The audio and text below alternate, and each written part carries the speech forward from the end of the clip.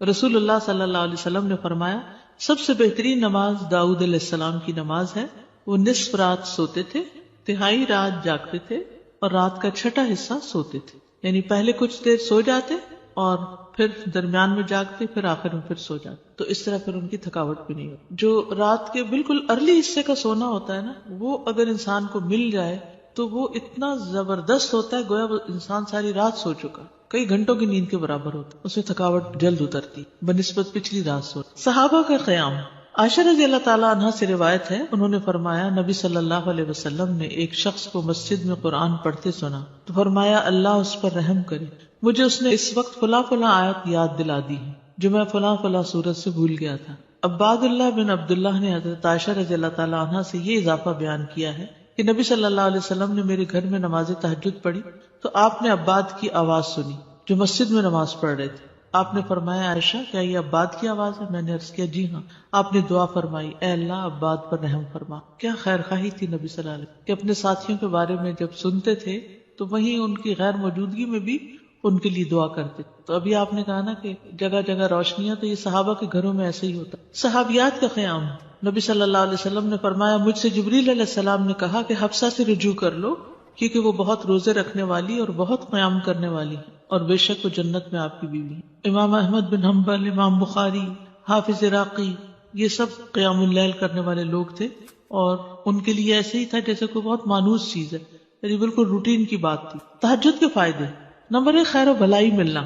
جابر رضی اللہ عنہ سے روایت ہے، کہتے ہیں کہ رسول اللہ صلی اللہ علیہ وسلم نے فرمایا کوئی مرد اور عورت ایسی نہیں کہ رات کو سوئے مگر اس کے سر پہ گریں لگا دی جاتی ہے. بس اگر اس نے جاگتے وقت اللہ کا ذکر کیا تو گرہ کھل جاتی ہے، اگر کھڑا ہوا اور وضو کیا اور نماز پڑھی تو سب گریں کھل جاتی ہیں اور وہ خوش دل ہلکا پھلکا ہو کر بھلائی کو پہنچنے والا ہوتا. یعنی جو لوگ صبح اٹھ کر صبح اٹھتے ہی پہلے ذکر کرتے ہیں، اللہ کا دعا کرتے ہیں، اگر تہجد کے وقت اٹھے ہیں تو کون سی آیات پڑھتے ہیں؟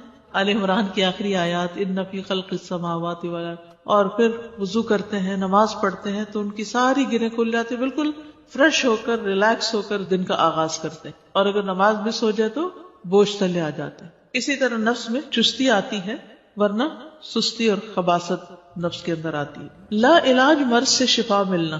امام ابن قیم کہتے ہیں قیام اللیل حفظان صحت کے اسباب میں سب سے زیادہ نفع مند، یعنی صحت کی حفاظت کے لیے سب سے اچھی چیز ہے اور بہت سے لا علاج امراض کو روکنے والے امور میں سے سب سے زیادہ روکنے والا ہے اور جسم، روح اور دل کو بہت چاق و چوبند رکھنے والا ہے. یعنی لا علاج مرضوں کا علاج ہے قیام اللیل. دل کا علاج. یحییٰ ابن معاذ کہتے ہیں دل کا علاج 5 چیزوں میں ہے. نمبر 1 تدبر کے ساتھ قرآن پڑھنا. نمبر 2 پیٹ کو خالی رکھنا، یعنی بہت زیادہ نہ کھانا. نمبر 3 قیام اللیل.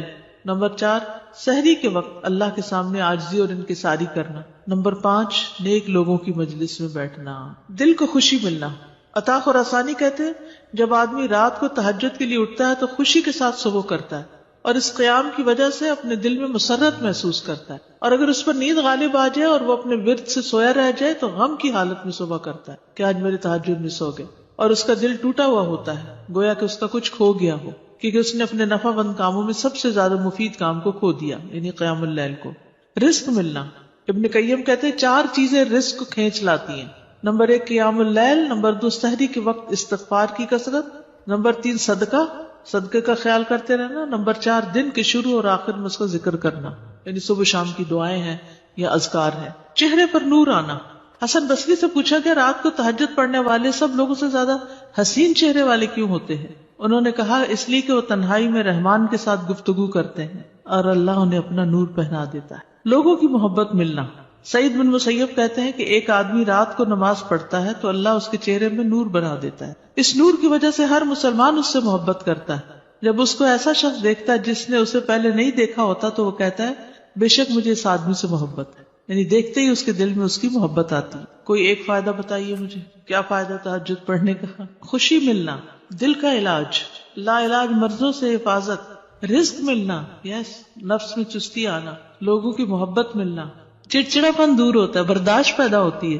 تو جس میں برداشت پیدا ہو جائے تو پھر بہت سے اس کے دوست بن جاتے ہیں. اب دیکھیے کہ پچھلی پہر رات کو اٹھ کے صاف ستھرا ہو کے نبی صلی اللہ علیہ وسلم کا طریقہ کیا تھا کہ آنکھ کھلتے مسواک کرتے تھے. مسواک کیا، صاف ستھرے ہوئے، پاک ہوئے، اور پھر آپ طویل قیام کرتے. اب کیا کہتے ہیں، کھڑے ہو کے آفس میں کام کریں، اسٹینڈنگ آفیسز بن رہے ہیں، یعنی قیام کی حالت میں کمپیوٹر استعمال کرے. تو یہ قیام اگر کسی نے صبح صبح ہی کر لیا ہو، اور پھر نبی صلی اللہ علیہ وسلم کے قیام جتنا ہی ان کا رکوع بھی ہوتا تھا، اتنی دیر آپ جھکے ہوئے، اتنی دیر آپ کا سر سجدے میں پڑا ہوا، صحت ہی صحت ہے، ایکسرسائز ہی ایکسرسائز. فجر سے تھوڑی دیر پہلے اٹھ کے قیام کرنا، میں نے کسی لیکچر میں یہ سنا تھا کہ مطلب ٹھیک ہے آپ یہ تو کرتے ہیں، لیکن یہ بیسیکلی وہ قیام اللیل نہیں ہے، یہ کچھ اور ہی چیز ہے. ایسا کچھ نہیں. دیکھیے یہ اور کیا ہے، مطلب ان کا کہنے کا مطلب یہ تھا کہ ہم جیسے یہ سست لوگوں کے لیے ہے کہ اچھا چلو فجر سے ذرا سا پہلے اٹھ کے کر لیا، ورنہ بیسیکلی رات کی ڈیپ میں اٹھیں اور اس وقت کریں. وہ تو بالکل ٹھیک ہے. جیسے بہترین قیام جو ہے وہ داؤد علیہ السلام کا ہے، جو اٹھتے تھے پھر پڑھتے تھے پھر لیٹ جاتے تھے، آدھی رات کے بعد اٹھتے تھے پھر ایک تہائی کے بعد پھر وہ چھٹا حصہ جو تھا پھر دوبارہ سو جاتے تھے. لیکن یہ کہ عشاء کے ساتھ بھی ایکسٹرا نوافل سے بھی چاہے نہ بھی سوئے وہ بھی قیام ہوتا ہے. یعنی رات کے نوافل چاہے اول حصے میں پڑھ لیں، چاہے درمیان میں، چاہے آخر میں. ہاں یہ ایکسٹرا بات ہے کہ جس کام میں جو جتنی مشقت کرتا ہے اس کا اجر اتنا ہی زیادہ بڑھ جاتا ہے. آخری وقت میں اٹھنے والوں کا کم ہے اور پہلے اٹھنے والوں کا زیادہ ہے obviously. لیکن آخری حصہ لاسٹ 1/3 جو ہے اس میں اللہ تعالیٰ آسمانی دنیا پر آتے ہیں، تو وہ اس لحاظ سے زیادہ بہتر. اور سحری کا وقت جو ہے اس کی دعائیں قبول ہوتی ہیں. تو اس لیے اس وقت کو یہ نہیں سمجھنا چاہیے کہ یہ صرف سستی کا وقت ہے، بلکہ بڑے اجر کا وقت بھی ہے. اور پھر یہ جو ہم کہتے ہیں نا کسی کو چلو 10 منٹ پہلے اٹھ کے پڑھ لو، یہ صرف اس لیے کہتے ہیں کہ ایک دو پڑھیں گے مزہ آئے گا، پھر 10 کے وہ پیچھے اور 10 چلے جائیں گے. بگننگ بھی ہے بالکل، اسٹیپ بائی اسٹیپ، تھوڑا تھوڑا. ورنہ ایک دو دن تو جذبات میں آ کے اٹھیں گے تو پھر چوتھے دن پھر سوچ پڑے ہوں گے. تہجد کا وقت عشاء کے بعد سے طلوع فجر تک، عشاء کے بعد سے طلوع فجر تک نبی صلی اللہ علیہ وسلم نے فرمایا اللہ نے تمہیں مزید ایک نماز عطا کی ہے جو کہ وتر یعنی تہجد ہے، اسے نماز عشاء اور نماز فجر کے درمیانی وقفے میں پڑھ لیا کرو. ٹھیک ہے نا، یہ سلسلہ صحیحہ کی حدیث ہے. کب سے کب تک ہے تہجد کا وقت؟ عشاء کے بعد سے فجر تک. اٹھنے کا بہترین وقت، مسند احمد کی روایت ہے، ابو مسلم سے روایت ہے کہ میں نے ابو ذر رضی اللہ عنہ سے پوچھا رات کے کس حصے میں قیام کرنا سب سے افضل ہے؟ ابو ذر رضی اللہ عنہ نے کہا میں نے بھی رسول اللہ صلی اللہ علیہ وسلم سے اسی طرح سوال کیا تھا جس طرح تم نے مجھ سے کیا. آپ نے فرمایا رات کے پچھلے پہر، یا رات کے پچھلے پہر یا نصف رات میں، لیکن ایسا کرنے والے بہت تھوڑے ہیں. یعنی مشکل ہے نا آدھی رات کو اٹھنا. آپ مثلا سوئے ہیں 10 بجے اور 12 بجے پھر اٹھ جائے تو مشکل ہوگا. رات کے آخری حصے میں قیام کرنا. جابر رضی اللہ عنہ سے روایت ہے، انہوں نے کہا میں نے نبی صلی اللہ علیہ وسلم کو فرماتے ہوئے سنا تم میں سے جسے یہ خدشہ ہو کہ وہ رات کے آخر میں نہیں اٹھ سکے گا تو وہ وتر پڑھ لے پھر سو جائے، اور جسے رات کے قیام کا یقین ہو وہ رات کے آخر میں وتر پڑھے، کیونکہ رات کے آخری حصے میں قرات کے وقت حاضری دی جاتی ہے اور یہ بہتر ہے. ٹھیک ہے، تو رات کا آخری حصہ بھی اچھا ہے. آخری پہر دعاؤں کی قبولیت کا وقت بھی ہے. عمرو بن عبسہ سے مرفوعاً روایت ہے کہ رات کی نماز 2 رکعت ہے اور رات کے آخری حصے میں دعا سب سے زیادہ قبول ہوتی ہے. رات کے آخری حصے میں دعا سب سے زیادہ قبول ہوتی ہے. نبی صلی اللہ علیہ وسلم کے اٹھنے کا وقت. مسروق سے روایت انہوں نے کہا میں نے عائشہ رضی اللہ عنہا سے پوچھا کہ نبی صلی اللہ علیہ وسلم کو سب سے زیادہ کون سا عمل پسند تھا؟ انہوں نے فرمایا وہ عمل جو ہمیشہ ہوتا رہے. میں نے کہا آپ رات کو کب اٹھتے تھے؟ انہوں نے فرمایا جب مرغ کی آواز سنتے تو اٹھ جاتے. اب دیکھیے اس کو گھڑیاں نہیں تھی، لیکن اللہ نے نیچرلی یعنی کہ ایک وقت تہجد کا جو تھا اس میں مرغ اذان دیتا ہے تو وہ بھی ایک الارم کی طرح ہے. آپ کو پتہ ہے کراچی کا تو کچھ نہ پوچھیں، اس لیے کہ فرسٹ ٹائم کراچی میں میرے ساتھ یہ ایکسپیرینس ہوا کہ رات کے وقت کبھی بول رہے ہیں، رات کے وقت کبھی بول رہے تھے. یہ فرسٹ ٹائم میں نے دیکھا تو میں نے کہا یہ کیا ہوا ہے، یعنی میں پریشان ہو گئی جب شروع میں گئی وہاں، یہ کیا ہو رہا ہے. پھر مجھے سمجھ میں آیا کہ یہاں کراچی میں تو ساری رات ٹریفک چل رہی ہوتی ہے اور لوگ جاگ رہے ہوتے ہیں کہ کراچی میں لوگ رات کو زیادہ جاگتے ہیں، تو وہ پھر کبھی بھی جاگنے لگ گئے. کھانا ملتا ہے، بالکل کھانا بھی ملتا ہے. اب دیکھیں ریسٹورینٹس کے باہر وہ پرندے اڑ کے رات کے وقت آ کے بیٹھ جاتے ہیں کیونکہ دن کو وہ سب بند پڑا ہوتا ہے بیچارے، ان کا رزق بھی رات کو کھلتا ہے. ان کا یعنی کہ وہ سارا سسٹم ڈسٹرب ہو چکا ہے. جیسے انسان ڈسٹرب ہو گئے تو پرندے بھی ڈسٹرب ہو گئے. حضرت عائشہ سے روایت فرماتی ہیں آپ صلی اللہ علیہ وسلم شروع رات میں سوتے اور آخر رات میں بیدار ہو کر تہجد کی نماز پڑھتے. نبی صلی اللہ علیہ وسلم کا نصف رات کو اٹھنا، آدھی رات کو، یہ وہ حضرت ابن عباس والی روایت ہے جس میں ابن عباس آپ صلی اللہ علیہ وسلم کے گھر میں آ کر رکے تھے اور پھر جب آدھی رات گزر گئی تو آپ بیدار ہو کر تہجد پڑھنے لگے. نبی صلی اللہ علیہ وسلم کا سحری سے قبل نماز سے فارغ ہونا. حضرت عائشہ کہتی ہیں کہ جب سحری کا وقت ہوتا تو میں نبی صلی اللہ علیہ وسلم کو اپنے پاس سویا ہوا ہی پاتی، یعنی آپ تہجد پڑھ کے دوبارہ سو جاتے تھے. حضرت عائشہ سے روایت بیان کرتی ہیں کہ بلا شبہ اللہ عز و جل رسول اللہ صلی اللہ علیہ وسلم کو رات میں جگا دیتے، چنانچہ صبح نہ ہو پاتی کہ آپ اپنے معمول کی عبادت سے فارغ ہو چکے ہوتے تھے. تہجد کے لیے بیدار ہونے کی سنتیں. آنکھ کھلنے پر دعا پڑھنا. نبی صلی اللہ علیہ وسلم نے فرمایا جو شخص رات کو بیدار ہو کر یہ دعا پڑھے لا الہ الا اللہ وحدہ لا شریک لہ لہ الملک ولہ الحمد وہو علی کل شیء قدیر الحمد للہ وسبحان اللہ ولا الہ الا اللہ واللہ اکبر ولا حول ولا قوة الا باللہ ثم قال اللہم اغفر لی او دعا استجیب لہ فإن تودع وصلى قبلت صلاته. نبی صلی اللہ علیہ وسلم نے فرمایا جو شخص رات کو بیدار ہو کر یہ دعا پڑھے لا الہ الا اللہ آخر تک اور پھر کہے اللہم اغفر لی، اے اللہ میری مغفرت فرما، یا کوئی اور دعا کرے جو اس کی دعا ہے تو اس کی دعا قبول ہوتی ہے. پھر اگر اس نے وضو کیا اور نماز پڑھی تو نماز بھی قبول ہوتی ہے. ٹھیک ہے. آل عمران کی آخری 10 آیات پڑھنا.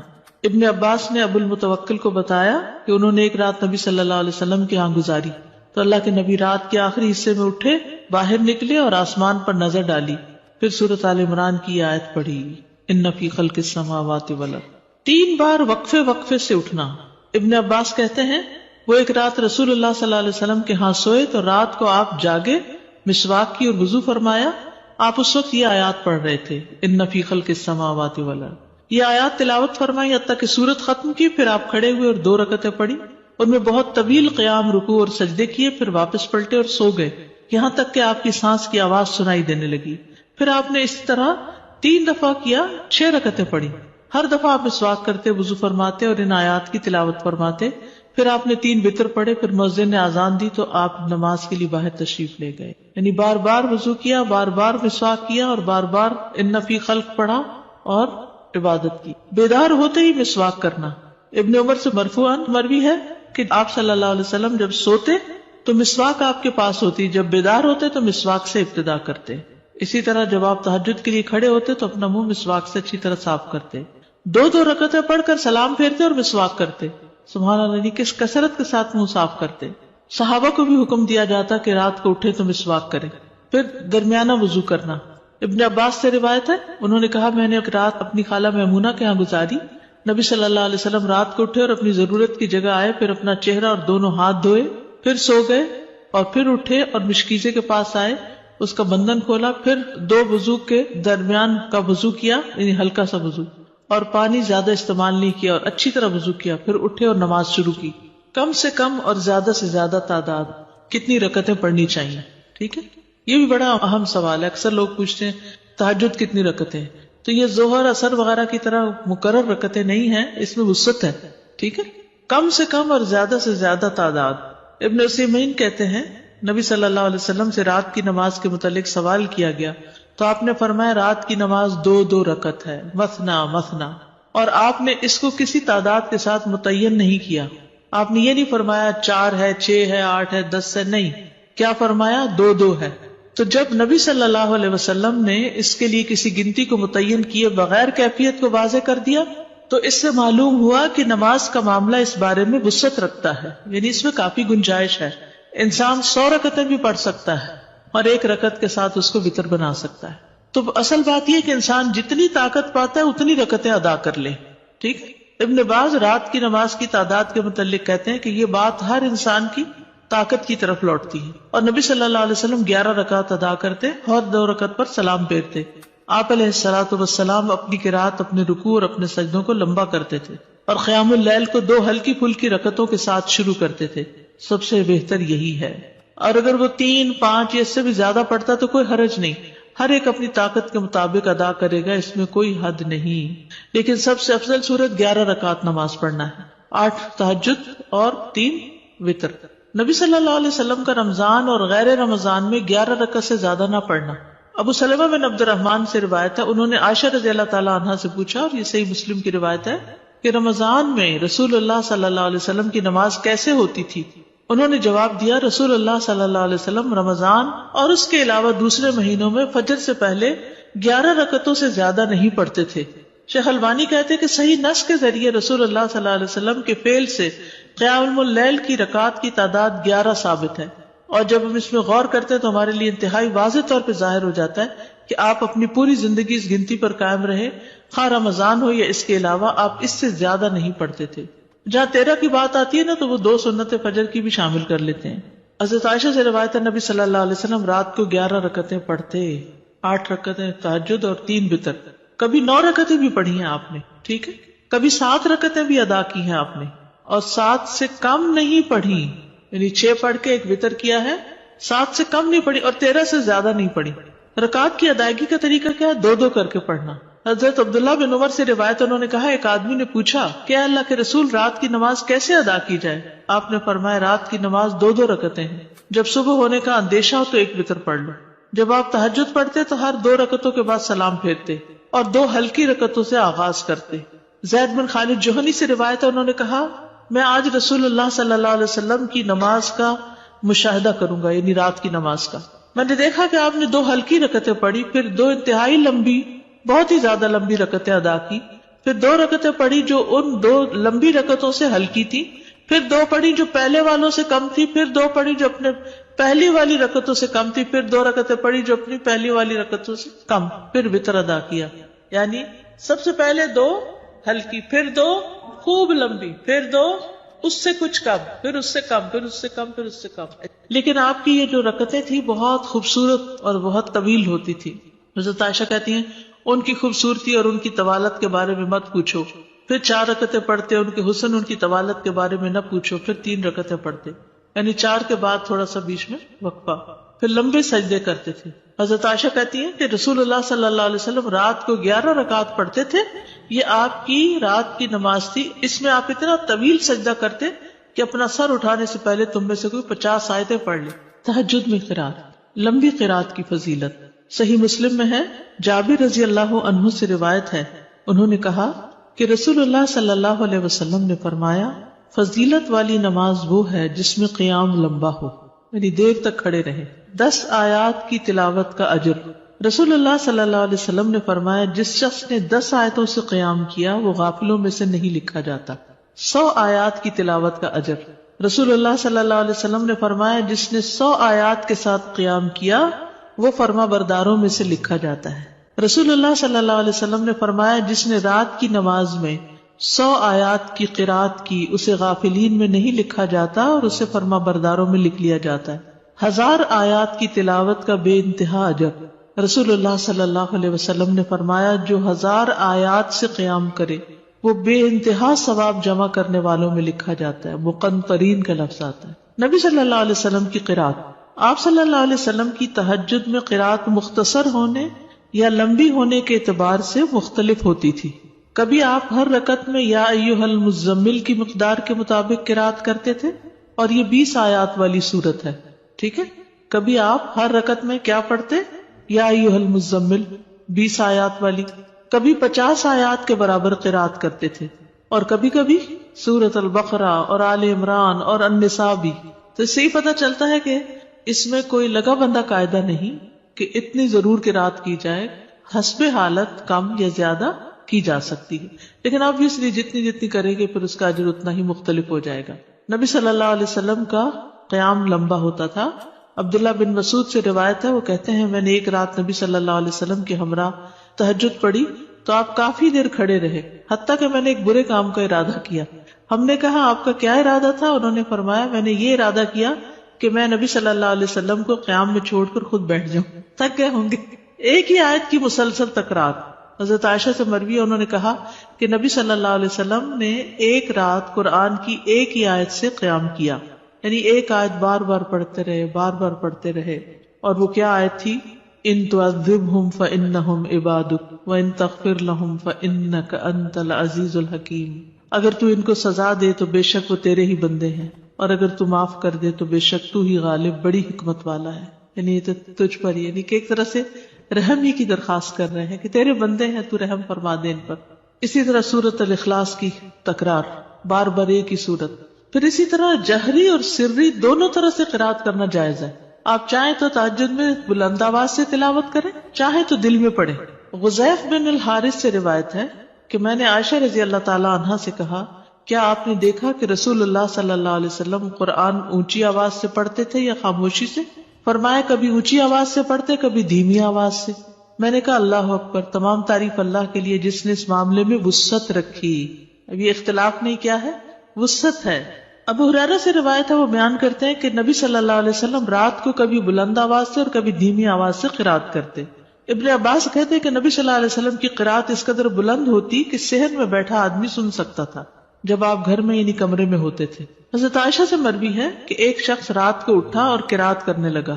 اس نے اپنی آواز بلند رکھی. جب صبح ہوئی تو رسول اللہ صلی اللہ علیہ وسلم نے فرمایا اللہ فلاں پہ رحم فرمائے، اس نے رات مجھے کتنی ہی آیتیں یاد دلا دی جو میں بھول چکا تھا.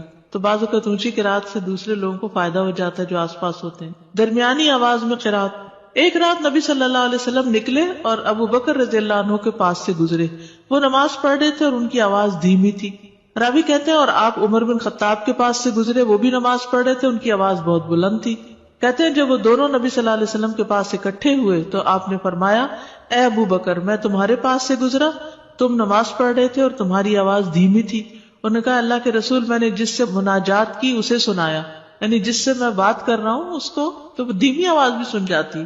کہتے ہیں پھر آپ نے عمر سے کہا میں تمہارے پاس سے گزرا اور تم بلند آواز سے نماز پڑھ رہے تھے. انہوں نے کہا اللہ کے رسول، میں سوتے کو جگا رہا تھا اور شیطان کو بگا رہا تھا. بس نبی صلی اللہ علیہ وسلم نے فرمایا اے ابو بکر، اپنی آواز کچھ بلند کیا کرو، اور اے عمر، تم اپنی آواز کچھ دھیمی رکھا کرو. درمیانی چیز. لیکن یاد رکھیے کہ دوسرے کو اذیت نہیں دینی چاہیے. اگر کوئی سو رہا ہے اور وہ چاہتا ہے کہ ہم اونچا نہ پڑھیں تو پھر اونچا نہ پڑھیں. یا کوئی اور بھی تہجد پڑھ رہا ہے، یعنی ایک ہی کمرے میں ہسبینڈ وائف دونوں پڑھ رہے ہیں اور دونوں ہی اپنی اپنی اونچی کر رہے ہیں تو کسی کی کوئی بات سنائی نہیں دے گی. ابو سعید کہتے ہیں کہ رسول اللہ صلی اللہ علیہ وسلم نے مسجد میں اعتکاف فرمایا. آپ نے لوگوں کو سنا کہ اونچی آواز سے قرات کر رہے تھے. آپ نے پردہ ہٹایا اور فرمایا خبردار، بے شک تم سب کے سب اپنے رب سے مناجات کر رہے ہو، مگر تم میں سے کوئی دوسرے کو ہرگز ایذا نہ دے، کوئی کسی کو تکلیف نہ پہنچائے، اور قرات میں اپنی آواز دوسرے پر بلند نہ کرے. یا فرمایا نماز میں، یعنی دو لوگ پڑھ رہے ہیں تو کوئی ایک دوسرے سے اونچا کرنے کی کوشش نہ کرے، اپنی اپنی نماز پڑھی جائے. ٹھیک ہے، اس میں وسعت ہے. اونچی آواز سے پڑھ سکتے ہیں اور نیچے سے، لیکن پسندیدہ کیا ہے؟ درمیانی آواز سے پڑھنا. لیکن اگر کوئی اور ساتھ پڑھ رہا ہو، مثلا آپ نے دیکھا ہوگا کہ بعض اوقات آپ پڑھتے ہوئے بھول جاتے ہیں اگر بیچ میں کوئی اور کسی بھی چیز کی آواز آ رہی، تو اس صورت میں اگر دوسرے ہوں تو ان کی رعایت کرنی چاہیے. اس وسعت کا فائدہ یہ ہے نا، جیسے سجدے کی دعائیں یا رکوع کی یا اور اسی طرح کی، تو کبھی ایک پڑھ لے کبھی دوسری پڑھ لے تو اس سے نماز کے اندر ایک خوبصورتی رہتی ہے، ایک توجہ رہتی ہے. شیطان سے بچنے کے لیے اللہ کی پناہ لینا. ابو سعید خدری بیان کرتے ہیں کہ رسول اللہ صلی اللہ علیہ وسلم جب رات کو قیام فرماتے تو اللہ اکبر کہتے، پھر سبحانک اللہم و بحمدک و تبارک اسمک و تعالی جدک و لا الہ غیرک کہتے، پھر 3 بار لا الہ الا اللہ کہتے، 3 بار اللہ اکبر کبیرہ کہتے. اس کے بعد اعوذ باللہ السمیع العلیم من الشیطان الرجیم من ہمزہ ونفخہ ونفثہ پڑھتے. بخشش طلب کرنا. ربیعہ الجرشی سے روایت ہے، کہتے ہیں کہ ایک مرتبہ میں نے عائشہ رضی اللہ عنہا سے سوال کیا تو میں نے کہا کہ رسول اللہ صلی اللہ علیہ وسلم جب رات کو قیام کرتے تو کس چیز سے آغاز فرماتے؟ انہوں نے کہا کہ آپ 10 مرتبہ اللہ اکبر کہتے، 10 بار سبحان اللہ، 10 بار لا الہ الا اللہ، 10 بار استغفر اللہ، اور 10 مرتبہ یہ دعا اللہم اغفر لی واہدنی وارزقنی، اور پھر 10 بار یہ دعا اللہم انی اعوذ بک من الضیق یوم الحساب، دنیا کی تنگی سے دعا مانگنا. شریک حوزنی کہتے کہ میں ام المومنین عائشہ رضی اللہ عنہا کے پاس گیا اور ان سے پوچھا کہ رسول اللہ صلی اللہ علیہ وسلم جب رات کو اٹھتے تو کس چیز سے ابتدا کرتے؟ انہوں نے کہا تحقیق تو نے مجھ سے ایسا سوال کیا جس کے متعلق تجھ سے پہلے مجھے کسی نے نہیں پوچھا. آپ جب رات کو اٹھتے تو 10 بار اللہ اکبر کہتے، 10 بار الحمدللہ کہتے، 10 بار سبحان اللہ و بحمدہ کہتے، 10 بار سبحان الملک القدوس کہتے، 10 بار استغفر اللہ کہتے، 10 بار لا الہ الا اللہ کہتے، 10 بار اللہم انی اعوذ بک من ضیق الدنیا و ضیق یوم القیامہ، اس میں قیامت کی تنگی کا بھی ذکر آتا ہے اور دنیا کا بھی. پھر اسی طرح آپ اللہم اغفر لی واہدنی وارزقنی وعافنی بھی 10 دفعہ یہ اللہ اکبر الحمدللہ سبحان اللہ اور استغفر اللہ کرنے کے بعد یہ پڑھتے تھے. پھر سجدے کی دعا